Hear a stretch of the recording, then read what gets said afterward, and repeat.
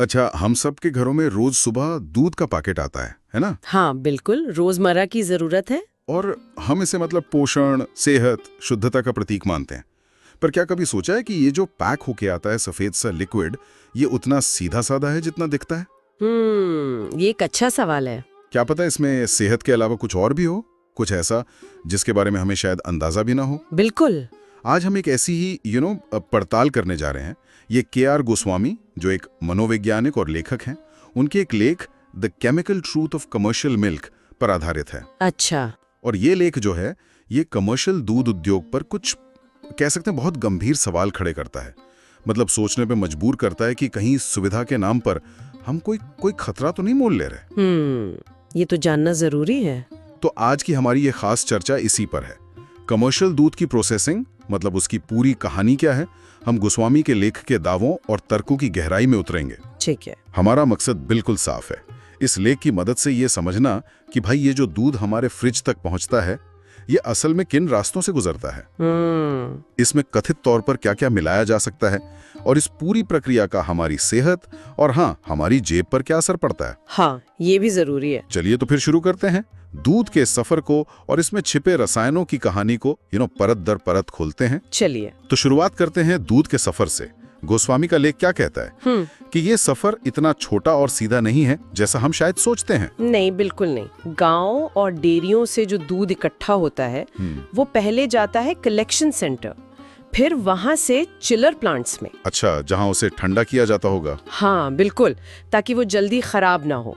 लेकिन ये तो बस शुरुआत है। अच्छा। चिलर प्लांट से ये दूध फिर बड़े बड़े टैंकरों में भरा जाता है और फिर शुरू होता है इसका लंबा सफर मुख्य प्रसंस्करण केंद्रों तक, मतलब मेन प्रोसेसिंग प्लांट्स तक। और वहाँ क्या होता है, पाश्चुरीकरण वगैरह? हाँ, वहाँ पाश्चुरीकरण होता है, होमोजेनाइजेशन होता है और फिर आखिर में पैकिंग होती है। लेकिन दिलचस्प बात यह है, और लेख में इसका जिक्र है, कि इस पूरी प्रक्रिया में मतलब गाय या भैंस से दूध निकलने से लेकर हमारे हाथ में पैकेट आने तक कितना वक्त लगता होगा?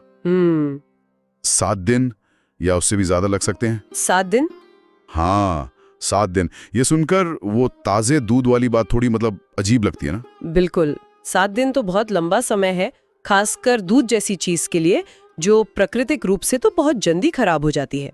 सही कहा। और यहीं से देखिए, लेख एक बहुत महत्वपूर्ण सवाल उठाता है। क्या? कि अगर दूध इतने दिनों तक सफर में है तो ये खराब क्यों नहीं होता? हम सब जानते हैं दूध तो 1-2 दिन में ही फटने लगता है, खासकर अपने यहाँ के मौसम में। बिल्कुल। और लेख का जवाब जो है वो थोड़ा चौंकाने वाला है। क्या कहता है लेख? गोस्वामी के विश्लेषण के मुताबिक दूध को इतने लंबे समय तक ठीक रखने के लिए, मतलब उसकी शेल्फ लाइफ बढ़ाने के लिए, उसे खराब होने से बचाने के लिए रसायनों का भारी मात्रा में इस्तेमाल, वो कहते हैं, लगभग अनिवार्य हो जाता है। ओहो, रसायन? हाँ, ये रसायन ही है जो उसे 7 दिनों तक या उससे भी ज्यादा समय तक पीने लायक बनाए रखते हैं, ऐसा लेख का दावा है। और शायद इसी वजह से, जैसा स्रोत बताता है, प्रोसेस दूध की कीमत भी काफी बढ़ जाती है। हाँ, ये भी एक पॉइंट है। लेख एक उदाहरण देता है, जैसे जहाँ किसान को शायद 1 लीटर दूध के मान लीजिए 30 रुपए मिल रहे हो, तो 500 मिलीलीटर के 15 रुपए हुआ है। वहीं आधा लीटर का पैकेट हम तक पहुँचते पहुँचते 32 या 35 रुपए का हो जाता है। हाँ, ये अंतर तो है। तो ये जो कीमत का इतना बड़ा अंतर है, लेख के मुताबिक ये बेहतर क्वालिटी की वजह से नहीं है। तो फिर ये है जटिल प्रोसेसिंग, ट्रांसपोर्टेशन, इतनी लंबी सप्लाई चेन और सबसे जरूरी संरक्षण, मतलब प्रिजर्वेशन। दूध को खराब होने से बचाने के लिए जो रसायन और तकनीकें इस्तेमाल हो रही हैं, ये उसकी लागत है। बाप रे। और ये रसायनों वाली बात यही खत्म नहीं होती। लेख एक और मतलब सनसनीखेज दावा करता है, यकीन करना मुश्किल है। क्या? कहा गया है कि दूध को एक जैसा गाढ़ा दिखाने, उसका रंग हमेशा सफेद बनाए रखने और हाँ, उसकी शेल्फ लाइफ बढ़ाने के लिए प्रोसेसिंग के दौरान उसमें कथित तौर पर करीब 22 अलग अलग तरह के रसायन मिलाए जा सकते हैं। 22? ये संख्या वाकई हैरान करने वाली है ना? 22 तरह के रसायन। लेकिन इसके पीछे एक बड़ी वजह हम उपभोक्ताओं की अपेक्षाओं को भी बताता है। हमारी अपेक्षाएं कैसे? देखिए, हम और आप जब दुकान से दूध का पैकेट खरीदते हैं तो हम क्या उम्मीद करते हैं कि वो हमेशा एक जैसा दिखेगा, गाढ़ा, मलाईदार, एकदम सफेद, है ना? हाँ, ये बात तो है। अगर कभी दूध थोड़ा पतला या हल्के पीले रंग का निकल आए तो हमें लगता है कुछ गड़बड़ है। बिल्कुल।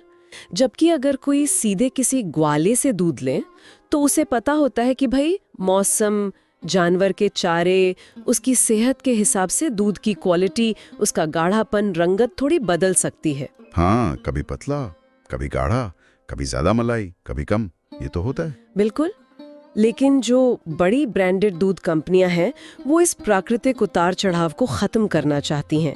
वो एक स्टैंडर्डाइज्ड प्रोडक्ट बेचना चाहती हैं जो साल के 365 दिन बिल्कुल एक जैसा हो। अच्छा, ताकि ग्राहक को हमेशा वही चीज मिले। हाँ, और इस एकरूपता को पाने के लिए लेख के अनुसार इमल्सिफिकेशन जैसी तकनीकें। इमल्सिफिकेशन मतलब वो जिससे तेल और पानी जैसी चीजें भी घुल मिल जाती हैं। बिल्कुल वही, ताकि फैट अलग ना हो। तो ऐसी तकनीकें और कई तरह के रसायनों का इस्तेमाल जरूरी हो जाता है। ये रसायन ही सुनिश्चित करते हैं कि दूध का रंग, उसकी बनावट, उसका गाढ़ापन हमेशा वैसा ही रहे जैसा कंपनी चाहती है। यहाँ तक तो बात ठीक है, प्रोसेसिंग और एकरूपता की। लेकिन अब लेख कुछ ऐसे रसायनों का नाम लेता है जिनका जिक्र सुनकर शायद किसी के भी कान खड़े हो जाएं। कौन से रसायन? ये वो कथित रसायन हैं जो दूध में मिलाए जा सकते हैं। पहला नाम है डिटर्जेंट। क्या? डिटर्जेंट? कपड़े धोने वाला? हाँ, वही कपड़े धोने वाला डिटर्जेंट पाउडर। ये अविश्वसनीय लगता है, लेकिन लेख यही दावा करता है। पर क्यों? डिटर्जेंट क्यों मिलाएंगे? गोस्वामी के अनुसार डिटर्जेंट मिलाने का कथित उद्देश्य दूध को वो अतिरिक्त सफेदी देना है जिसे विज्ञापनों में खूब प्रचारित किया जाता है, दूध सी सफेदी। हे भगवान, ये सुनने में ही कितना अजीब है। अजीब तो है, पर लेख इसे वाणिज्यिक दूध की सच्चाई का हिस्सा बताता है। और दूसरा नाम, वो इससे भी ज्यादा चिंताजनक है। और क्या? DDT, dichloro diphenyl trichloroethane. DDT वो तो बैन हो चुका है ना कई जगह, वो कीटनाशक। वही जाना माना कीटनाशक दुनिया के कई हिस्सों में प्रतिबंधित है, क्योंकि ये पर्यावरण और इंसान दोनों के लिए हानिकारक माना जाता है। तो वो दूध में क्यों? लेख में दावा किया गया है कि DDT इसलिए मिलाया जाता है क्योंकि ये कीटाणुओं को मारता है। तर्क ये दिया जाता है कि इससे उच्च श्रेणी का स्वस्थ कीटाणु रहित दूध ग्राहक तक पहुंचाया जा सके। अच्छा, मतलब कीटाणु मारने के लिए कीटनाशक डाल रहे हैं? लेख तो यही कहता है। और हमें यह बिल्कुल साफ करना होगा कि ये सारे दावे पूरी तरह से KR गोस्वामी के लेख पर आधारित हैं। हम बस वही बता रहे हैं जो लेख में लिखा है। हाँ, ये स्पष्ट करना जरूरी है। तो स्रोत के मुताबिक ये योजक मतलब एडिटिव्स, चाहे वो डिटर्जेंट हो या DDT या वो बाकी के 20 रसायन, ये इस पूरे इंडस्ट्रियल मॉडल का एक जरूरी हिस्सा बन गए हैं। इन्हीं की मदद से तो दूध को प्लास्टिक के पाउच में पैक करके दूर दराज के इलाकों तक पहुंचाना और दुकानों में कई दिनों तक रखना संभव हो पाता है। ये लंबी शेल्फ लाइफ और इतने बड़े डिस्ट्रीब्यूशन नेटवर्क की कीमत है जो लेख के अनुसार रसायनों के रूप में चुकाई जा रही है। रसायनों की ये बातें तो वाकई बहुत गंभीर हैं। लेकिन लेख सिर्फ यही नहीं रुकता, वो इस व्यवस्था में मौजूद दूसरी खामियों पर भी उंगली उठाता है। और क्या है? खासकर मात्रा में होने वाली कथित धोखाधड़ी पर। हम सब दूध के पैकेट पर ISI या FSSI की मोहर देखकर निश्चिंत हो जाते हैं कि सब ठीक होगा। हाँ, भरोसा तो करते ही हैं। लेकिन इन मोहरों के बावजूद क्वालिटी और क्वांटिटी दोनों पर सवाल खड़े करता है। क्वांटिटी पर मतलब मात्रा कम होती है। हाँ, इसके लिए लेख गुजरात के दाहोद के एक तत्कालीन सांसद से जुड़े एक वास्तविक आधिकारिक तौर पर दर्ज मामले का हवाला देता है। अच्छा, क्या हुआ था उस मामले में? हुआ ये कि उन सांसद महोदय को शक हुआ कि उनके इलाके में जो एक बड़े ब्रांड का दूध बिक रहा है, उसके पैकेट में लिखी हुई मात्रा यानी 500 मिलीलीटर से कम दूध आ रहा है। तो उन्होंने इस मामले को उठाया और फिर एक आधिकारिक जांच करवाई गई। और उस जांच में क्या निकला? नतीजे वही थे जिसका शक था। जांच टीम ने बाजार से रैंडमली उस ब्रांड के कुछ 500 मिलीलीटर वाले दूध के पाउच खरीदे। ठीक है। फिर उन्हें सरकारी अधिकारियों की मौजूदगी में खोला गया और नापा गया। स्रोत के अनुसार एक भी पैकेट ऐसा नहीं निकला जिसमें पूरे 500 मिलीलीटर दूध हो। एक भी नहीं? एक भी नहीं। ज्यादातर पैकेटों में मात्रा 490 मिलीलीटर या 480 मिलीलीटर के आसपास पाई गई। मतलब हर पैकेट में 10 से 20 मिलीलीटर दूध कम था। 10 से 20 मिलीलीटर सुनने में शायद ये ज्यादा न लगे किसी को। हाँ, लगता है कि क्या फर्क पड़ता है इतने से, लेकिन जरा इसके बड़े पैमाने पर असर की कल्पना कीजिए। हाँ, अगर लाखों लीटर बिक रहा हो तो? बिल्कुल। लेख में यह भी बताया गया है कि कुछ बड़ी डेयरियां या कंपनियां रोजाना 13 करोड़ लीटर या उससे भी ज्यादा दूध प्रोसेस करती हैं। 13 करोड़ लीटर रोज? हाँ, अब सोचिए, अगर ऐसी कोई कंपनी हर आधे लीटर के पैकेट में सिर्फ 10 मिलीलीटर दूध कम दे, तो हिसाब लगाइए कि रोजाना कितने लाख लीटर दूध कम दिया जा रहा है। हाँ, इसका हिसाब लगाना पड़ेगा। 13 करोड़ लीटर मतलब 26 करोड़ आधे लीटर के पैकेट, और हर पैकेट पर 10 मिलीलीटर कम। कितना हुआ? तो ये हो गया 26 करोड़ गुणा 10, यानी 260 करोड़ मिलीलीटर। अरे मतलब 26 लाख लीटर दूध रोज कम दिया जा रहा है। 26 लाख लीटर रोज? ये तो मामूली हेरफेर नहीं है, ये तो बहुत बड़े पैमाने की धोखाधड़ी हो सकती है, जैसा कि लेख इशारा कर रहा है। और ये वो दूध है जिसके पैसे हम और आप पूरी मात्रा के हिसाब से दे रहे हैं। सही कहा, ये आंकड़े तो वाकई चौंकाने वाले हैं। और गड़बड़ियों का सिलसिला यही नहीं थमता। लेख एक और बड़ी विसंगति की ओर ध्यान दिलाता है। अच्छा, और क्या है? ये दूध की खरीद और बिक्री के आंकड़ों से जुड़ी है। ये भी एक पहेली जैसी है। क्या पहेली है? लेख दावा करता है कि अगर मान लें कि ये कंपनियां या डेयरियां किसानों और कलेक्शन सेंटरों से रोज कुल मिलाकर 13 करोड़ लीटर दूध इकट्ठा करती हैं। ठीक है, 13 करोड़ लीटर खरीदा, तो बाजार में वे कथित तौर पर 16 करोड़ लीटर दूध बेचती हैं। क्या 13 करोड़ खरीदा और 16 करोड़ बेचा? ये कैसे हो सकता है? ये 3 करोड़ लीटर अतिरिक्त दूध कहाँ से आ रहा है? यही तो सवाल है। गणित तो बिल्कुल मेल नहीं खाता। और बात सिर्फ लिक्विड दूध की ही नहीं है। अच्छा, इसी खरीदे गए दूध से भारी मात्रा में घी, पनीर, मक्खन, दही, आइसक्रीम, चॉकलेट, मिठाइयाँ, कितने सारे महंगे उप उत्पाद यानी बाई प्रोडक्ट्स भी बनाए और बेचे जाते हैं। हाँ, ये सब भी तो बनता है। तो सवाल और भी गहरा हो जाता है कि आखिर ये सब कैसे मुमकिन है? 13 करोड़ से 16 करोड़ लीटर दूध और साथ में इतने सारे बाई प्रोडक्ट्स भी। लेख के अनुसार जब इन संस्थाओं से इस भारी अंतर के बारे में, मतलब खरीद बनाम बिक्री और दूध के गाढ़ेपन के बारे में सवाल पूछे जाते हैं। गाढ़ापन मतलब मिलावट का शक कि शायद पानी या कुछ और मिलाकर मात्रा बढ़ाई जा रही हो। हाँ, लेख इसी तरफ इशारा करता है। तो जब ये सवाल पूछे जाते हैं तो अक्सर कोई संतोषजनक जवाब नहीं मिलता या फिर जवाब देने से इनकार कर दिया जाता है। ये पारदर्शिता की कमी तो एक बड़े प्रणालीगत मुद्दे की ओर इशारा करती है। और इस प्रणालीगत मुद्दे की जड़ें शायद काफी गहरी हैं। वो दाहोद वाले मामले को ही लीजिए। हाँ, वहां आधिकारिक जांच में मात्रा कम पाई गई, सब कुछ रिकॉर्ड पर आया, लेकिन इसके बावजूद क्या हुआ? क्या हुआ? कोई एक्शन लिया गया? लेख के मुताबिक अंततः कोई ठोस कार्रवाई नहीं हो सकी। मामला कुछ समय तक शायद अखबारों में रहा होगा, लेकिन व्यवस्था जस की तस चलती रही। मतलब कोई फर्क नहीं पड़ा? नहीं। गोस्वामी इस पूरी औद्योगिक आपूर्ति प्रणाली को महज कुछ खामियों का नतीजा नहीं मानते। वो इसे एक सोची समझी डिजाइन कहते हैं। डिजाइन मतलब जानबूझकर ऐसा बनाया गया है। हाँ, एक ऐसी व्यवस्था जो शायद जानबूझकर ऐसी बनाई गई है जहां पारदर्शिता और जवाबदेही की कमी हो, और जिसका अंतिम उद्देश्य शायद नागरिकों को इस प्रणाली पर निर्भर बनाए रखना हो सकता है। बाप रे। लेख ये भी सुझाव देता है कि हमारा जो मौजूदा राजनीतिक या कानूनी ढांचा है वो शायद इस विशाल औद्योगिक मशीनरी से प्रभावी ढंग से सवाल पूछने या उसे जवाबदेह ठहराने में अक्सर असमर्थ साबित होता है। ये तो बहुत चिंताजनक बात है। तो कुल मिलाकर तस्वीर क्या उभरती है? के.आर. गोस्वामी का लेख जो विश्लेषण पेश करता है उसके हिसाब से ये जो कमर्शियल दूध उद्योग है, जिसका पूरा ध्यान लंबी शेल्फ लाइफ, एक जैसा दिखने वाला प्रोडक्ट और दूर दूर तक सप्लाई पर है, वो रसायनों के कथित भारी इस्तेमाल पर टिका है।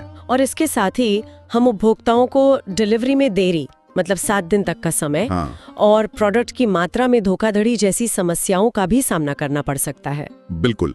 इसीलिए स्रोत जो है वो नागरिकों से आग्रह करता है कि वे उदासीनता छोड़ें। उदासीनता? हाँ।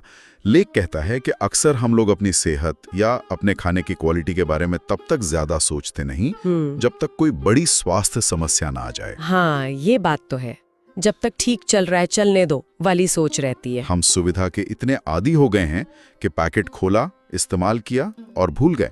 जबकि हो सकता है कि स्वास्थ्य के बेहतर विकल्प हमारे आसपास ही मौजूद हों, जैसे स्थानीय ग्वाले से सीधे दूध लेना या पारंपरिक तरीकों से बने खाने की चीजें इस्तेमाल करना। तो फिर एक आम उपभोक्ता क्या करे इतनी सारी जानकारी के बाद? लेख का संदेश साफ है, जागरूक बने, सवाल पूछें। आखिर हम ही इन प्रोडक्ट्स के ग्राहक हैं, हम ही इनके लिए कीमत चुकाते हैं, तो ये हमारी जिम्मेदारी बनती है कि हम जानें कि हम क्या खा पी रहे हैं। सिर्फ सरकारी मोहरों या चमकती पैकिंग पर भरोसा ना करें। बिल्कुल नहीं। पता करें कि आपके लिए कौन सा दूध बेहतर है, कौन सा तेल वाकई शुद्ध है, कौन सी सब्जी बिना हानिकारक कीटनाशकों के उगाई गई है और इन्हें भरोसेमंद स्रोतों से कैसे पाया जा सकता है।